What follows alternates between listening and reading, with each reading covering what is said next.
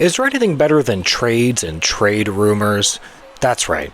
There isn't, because trades and trade rumors are the best, okay? Well, watching hockey is the best, obviously, but it's just something about moves.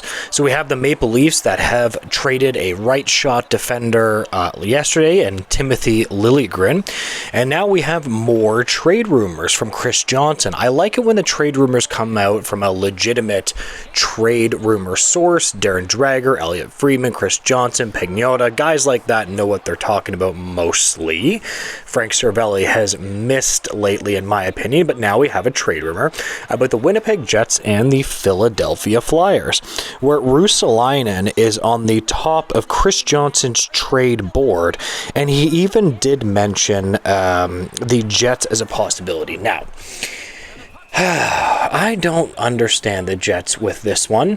The Winnipeg Jets are off to an unbelievable start. Like, they are smoking everybody. I mean, the only team that beat them was the Toronto Maple Leafs, which is pretty hilarious that the Leafs have beaten them like a bunch of times in a row now, ever since they gloated about wanting to beat the Leafs. But alas.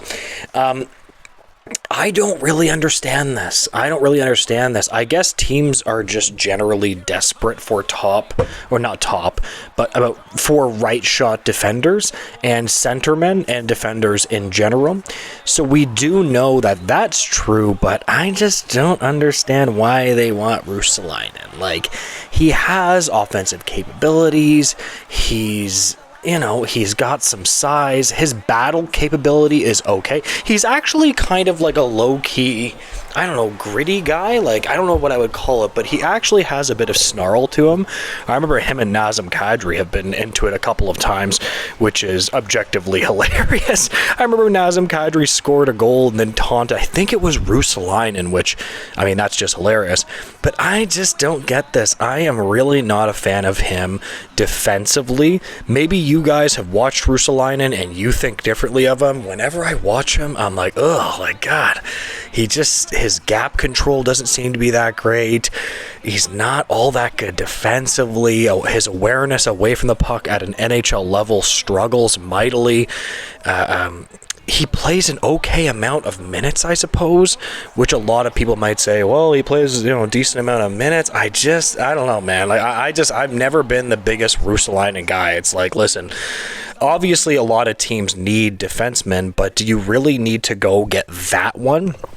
But and here's the thing, I will always say this to people that don't understand this, is that a lot of teams will overpay for a player based on just like where they are in the lineup. They just need to fill a hole, and a player that can like play in that hole, right? So it's like, this is why you see so many outrageous contracts where you're like, damn, like even the Chandler Stevenson contract from Seattle, I mean, dude, they gave that guy like 6.25, but you have to remember, Chandler Stevenson can play center, right? He can play center. That immediately makes him more valuable, and it makes you more valuable if you're a high-end player. Like, let me put it this way. If you're a high-end player or you play a premium position, you're just going to get paid more. That's why you see so many people, like, people will comment on my videos or whatever they'll say, and they'll say, oh, that's way too much.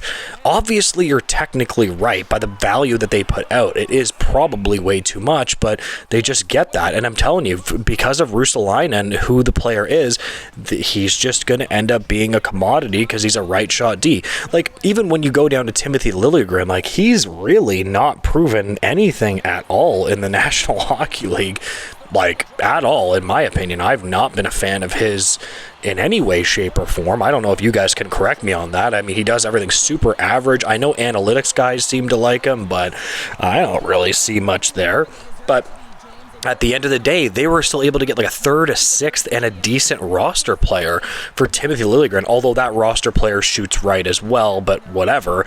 Like, dude, I'll take that. I honestly think it's possible the Philadelphia Flyers could get more than you think for Ruotsalainen just because he plays a premium position.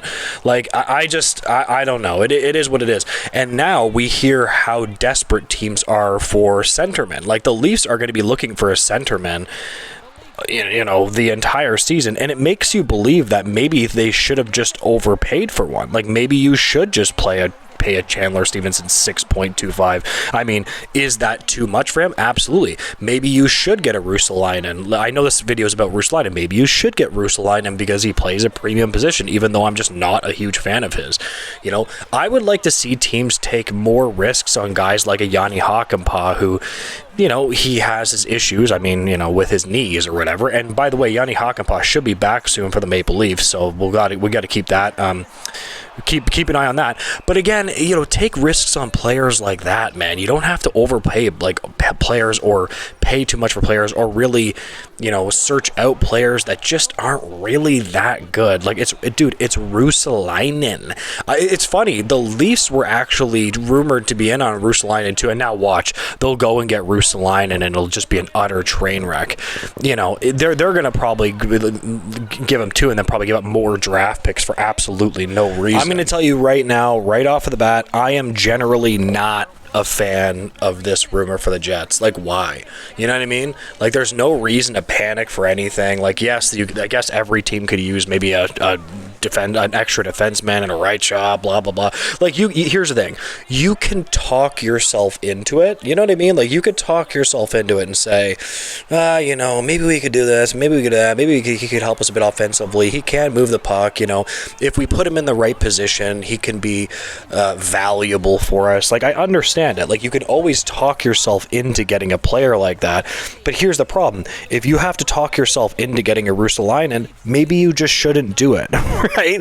Like, dude, maybe you just shouldn't do it. It's like the same thing as, like, here's the thing, like, but if a player is good, I'm willing to overpay for them. This is why a lot of people say Chandler Stevenson got paid too much. Dude, he has 8 points in 10 games. I know I should be talking about Russalainen. It's a Russalainen video, but overpaying players, if you're overpaying guys that you think are going to be actual impact guys, isn't necessarily always bad. It's when you pay off guys that, like, have massive holes in their game, and they just have massive holes in their game, and you're like, should we really be going after a player like that? I don't know.